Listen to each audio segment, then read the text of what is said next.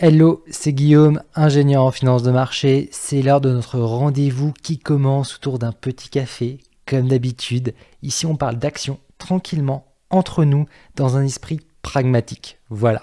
Aujourd'hui, je vais te partager mes convictions sur 3 actions PEA que j'estime en solde en mars 2024. Allez, on va commencer avec Kering, bien sûr. Et pour ceux qui ne le savent pas encore, quand on parle de Kering, on pense naturellement à sa célèbre marque Gucci, qui représente plus de 50% de son chiffre d'affaires quand même pour Kering. Alors oui, ce troisième groupe mondial du luxe, Kering, donc après les numéros 1 et 2 qui sont LVMH et Richemont, aujourd'hui Kering est en solde, après quelques déconvenues, c'est le moins qu'on puisse dire. Et oui, le top management de Kering nous a prévenu ce 19 mars dernier que son chiffre d'affaires devrait tomber assez loin de ce qui est attendu. Bien sûr, on aura le détail le 22 avril à sa publication trimestrielle. En attendant, l'annonce, elle pique un peu parce qu'on est sur du moins 10% sur ses ventes récurrentes annoncées, donc hors taux de change et hors rentrée exceptionnelle, ce qui s'explique principalement par moins 20% sur sa division phare Gucci. Aïe, du coup, parce que Gucci, tu vois, on vient de le voir, c'est plus de 50% de son CA.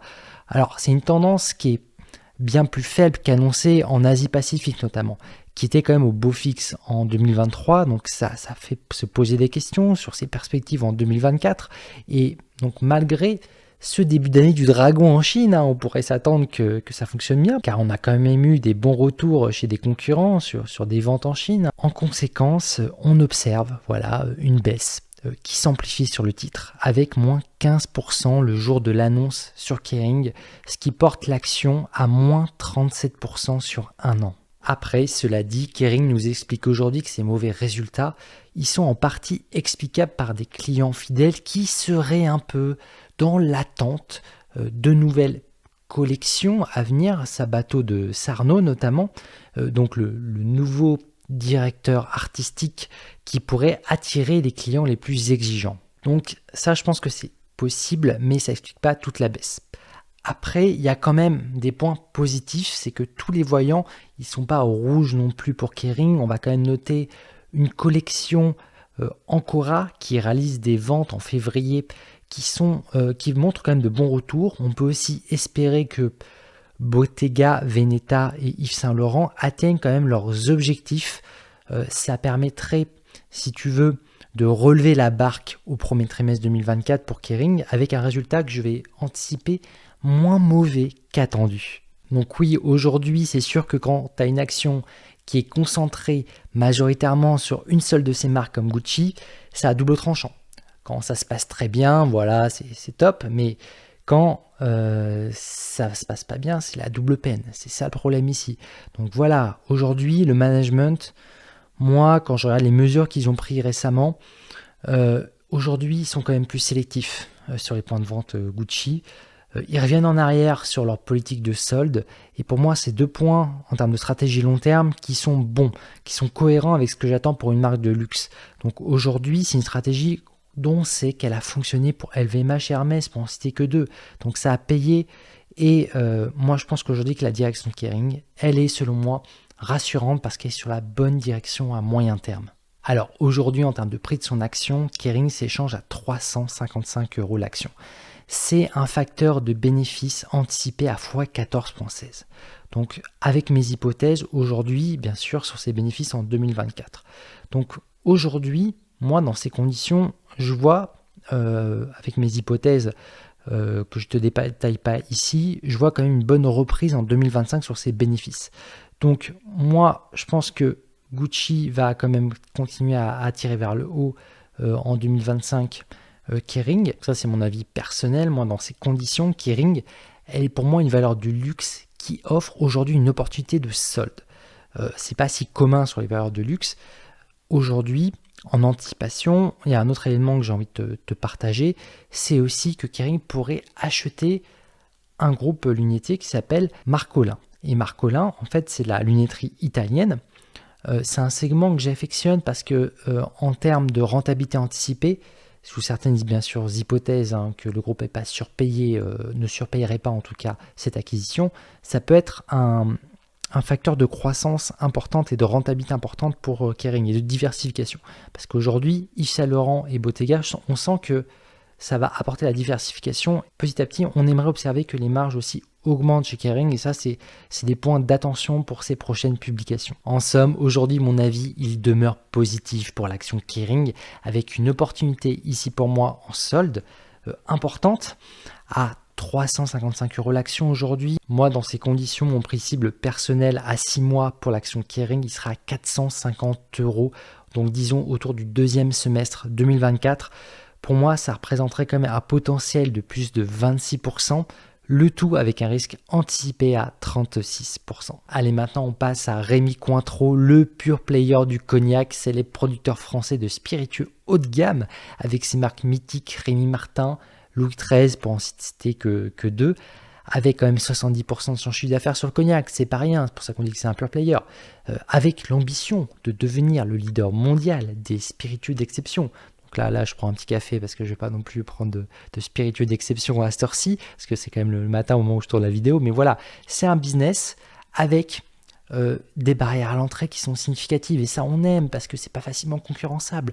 Voilà, alors oui, c'est une action cyclique, c'est un business qui est cyclique. Donc aujourd'hui, Rémy Cointreau, elle est en solde. Peut-être troisième des marques aujourd'hui parce que c'est assez violent, on est quand même à 90 € l'action, ce qui fait moins 46% en un an. Ça pique un peu pour ses actionnaires. Ici, à mon sens, on est dans un scénario d'une action sur un business cyclique qui est en bas de cycle et qui déçoit ses investisseurs. À mon sens, on est un point bas de son cycle à sa publication annuelle de fin mars qui devrait afficher moins 17%. Ok, voilà, à sa dernière publication, moi, si je dois relativiser, j'ai trouvé le management, le top management rassurant. La direction, elle laisse quand même entendre que le plus dur est passé pour Rémy Cointreau avec une amélioration à venir des ventes aux États-Unis attendue pour ce deuxième trimestre de cette année 2024. Sachant que les États-Unis, c'est plus de 50% de son exposition, donc c'est quand même à prendre en compte.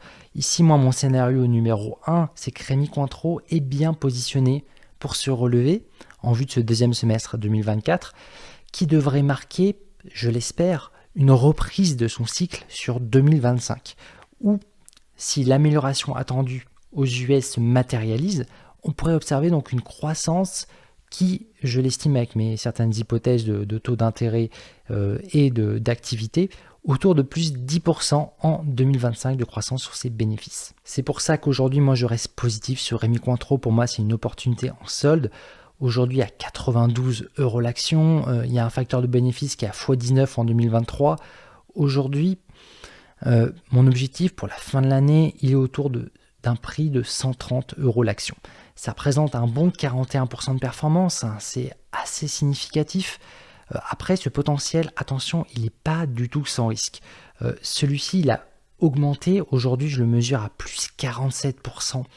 Donc vraiment difficile à supporter pour un bon nombre d'investisseurs, dans un esprit notamment bon père de famille. Ça fait planer le doute, c'est pas facile à encaisser ce type de variation dans un portefeuille, on est d'accord. On parle aujourd'hui d'actions au solde quand même. Donc c'est pas un hasard que le risque soit élevé, il faut l'avoir en tête. Pour moi, on voit ici l'impact de l'enquête anti-dumping chinoise. On voit aussi des doutes qui s'additionnent sur la capacité de Rémy Cointreau à se relever de ce bas de cycle. Certains pensent que ça pourrait durer plus d'un an. Voilà, il y a différents scénarios. Moi, c'est pas mon scénario numéro 1. Mon scénario numéro 1, c'est que ça reparte d'ici le deuxième semestre. Mais donc ça reste quand même une position qu'on peut juger cavalière. C'est sûr, on a un risque de plus 47%. Donc on anticipe aujourd'hui concrètement de fortes variations à venir. C'est ça que ça veut dire, ce risque sur le prix de son action à horizon 6 mois. Après, ça reste pour moi une conviction qui est réfléchie. Et donc un risque calculé car, à mon sens, on peut estimer que 92 € l'action, vu son niveau de valorisation de ses stocks, parce qu'il y a tout aussi un niveau de valorisation quand tu valorises une entreprise il y a quoi dans ses stocks, c'est quoi en termes de votre potentiel à faire, sachant que les coûts d'entrée est important sur ce type de business. C'est pas facile de faire du cognac, on ne se réveille pas le lendemain et on dit on fait du cognac. Voilà. Donc pour moi, historiquement, aujourd'hui, on a un prix plancher pour Rémy Cointreau, fondamentalement en tout cas pour l'action. enfin, avant de te montrer un aperçu de la partie portefeuille de mon application, je vais te parler de l'action Beneteau, que j'estime en solde aussi. Alors Beneteau, c'est le deuxième constructeur mondial de bateaux de plaisance, dont je t'avais parlé dans mon top SMID il y a un an. C'est un business qui est de niche, bien sûr, qui s'adresse aux plus riches, qui achètent des beaux petits bateaux ou moyens bateaux, on va dire de plaisance, à plus de 100 000 euros quand même. À noter que Beneteau fabrique aussi des maisons préfabriquées, mais qu'elle réalise quand même la plupart de son chiffre sur ses bateaux, à plus de 80 ou 82% d'ailleurs. Ces bateaux d'ailleurs qu'elle vend en France naturellement, avec une bonne partie de son chiffre, notamment dans le sud de la France, où il y a le soleil, où il y a la mer, où il y a des beaux ports aussi pour garer son bateau, pour amarrer plutôt son bateau. Et il y en a aussi des clients un peu partout en Europe, en Amérique du Nord. Aujourd'hui, Beneteau affiche un repli autour de moins 8% sur un an à 13,40 € l'action. Alors en théorie, c'est une action anti-crise. Car la consommation de bateaux, c'est pas Madame Michu qui va acheter un bateau à plus de 130 000 euros. C'est des profils plutôt très aisés. Or, en ce début d'année, c'est pas vraiment l'action anti-crise qu'on observe ici. C'est plutôt du déstockage. C'est une stratégie qui est utilisée quand les ventes ne sont pas forcément au rendez-vous. Donc là, aujourd'hui, il y a des complications en période de taux d'intérêt plus élevés aussi. C'est plus difficile pour cette mid-cap pour tenir sa dette. C'est plus difficile aussi peut-être pour les clients aussi d'aller acheter un bateau, parce que quand tu es riche, tu vas pas forcément acheter en cash. Tu vas acheter ton bateau à crédit, et là si les taux tu les trouves trop hauts, parce que sur les bateaux ils mettent des taux assez élevés, ben tu te dis bon bah je vais attendre un peu, surtout que en ce moment on sait que voilà, on peut anticiper que les taux vont baisser. Du coup il y a un attentisme aussi là-dessus. Et aujourd'hui, il y a pas mal d'investisseurs qui ont peur que 2024, ça soit une année de baisse importante dans ce contexte pour Beneteau, et qu'elle ne jouerait pas son effet d'action anti-crise. Alors certes, si les riches n'achètent pas, ou moins, disons, de bateaux en 2024, clairement, ça ferait un trou dans les ventes de Beneteau. Ça ne serait pas une bonne nouvelle pour ses actionnaires. Pour moi, ça serait une tendance qui ne durerait pas. Et même si les taux ne baissent pas autant que ce que les marchés attendent, je pense pas que ça va durer longtemps, parce que voilà, quand tu as beaucoup d'argent, tu sais pas quoi en faire. Et en fait, le type de client qui a Beneteau, parfois ils achètent plusieurs bateaux ou de plus en plus grands. Ou voilà, je pense que aujourd'hui, je verrais quand même des soldes qui pourraient s'amplifier sur l'action Beneteau, devenir encore plus alléchante, passer en deuxième démarque si tu veux, si elle publie des résultats qui sont décevants, comme ce qui est attendu, on va dire, vu sa stratégie actuelle et le marché actuellement.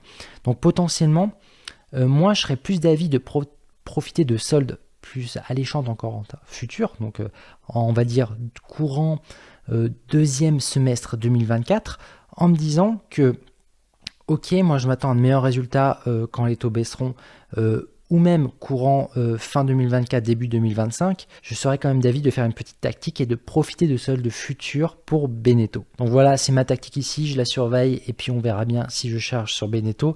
Ici, je fais un pari futur que ces baisses de taux d'intérêt pourraient inciter les plus riches à commander plus de bateaux, et que de toute façon, ce type de marché de niche, ce segment de niche, va certainement repartir. L'été, ça c'est important. En septembre aussi, il y a des événements qu'organise Beneteau, notamment à Nice, notamment. Voilà, ils ont quand même des stratégies marketing qui sont travaillées, épurées. C'est des professionnels de la vente de bateaux. Donc bref, en termes de prix de son action, là si on dézoome, après tout, l'action, pour moi, elle est attractive aujourd'hui. On a un facteur de bénéfice à x5.5 en 2023. C'est en somme, pour moi, une opportunité, horizon début 2025 à minima, ici, d'observer un potentiel de solde de 34%, ou plutôt de performance de 34%. Donc moi, ça me conduit quand même à avoir un prix cible que je te partage ici à plus de 18 € l'action, donc ce qui fait un peu plus de 34% par rapport au prix actuel, et avec une entrée potentielle autour du deuxième semestre 2024, avec un risque qui est lui aussi en augmentation autour de 38% à prendre en compte. En bonus, voici un aperçu de l'application que je suis en train de développer pour le club privé des investisseurs pragmatiques.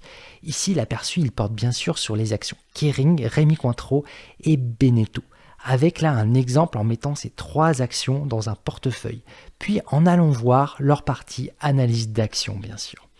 L'application, elle va permettre de suivre ton portefeuille d'actions facilement pour t'assurer d'acheter des actions qui sont de qualité pour faire croître ton patrimoine.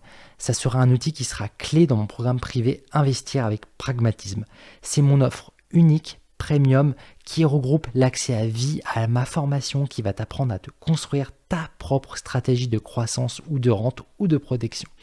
L'accès à vie au club privé des investisseurs pragmatiques, qui inclut aussi l'accès au live mensuel privé, au suivi de mes portefeuilles personnels PEA et CTO. Et en ce moment, tu l'as compris, je te prépare une superbe application pour gérer ton portefeuille qui va arriver ce samedi 30 mars pour le club privé. Voilà, avec ça, tu auras tout ce qu'il te faut pour investir avec pragmatisme. C'est pour ça que j'augmenterai de 100 € le prix de mon programme ce samedi 30 mars à minuit. Donc aujourd'hui, c'est le meilleur moment pour te décider à investir sur toi-même, car pour un peu plus d'une action Air Liquide aujourd'hui, tu peux te former et avoir un potentiel de croissance significatif. Pour nous rejoindre, c'est sur mon site web guistorm.com. Voilà, comme d'habitude, sur ce, restons pragmatiques. Allez, ciao!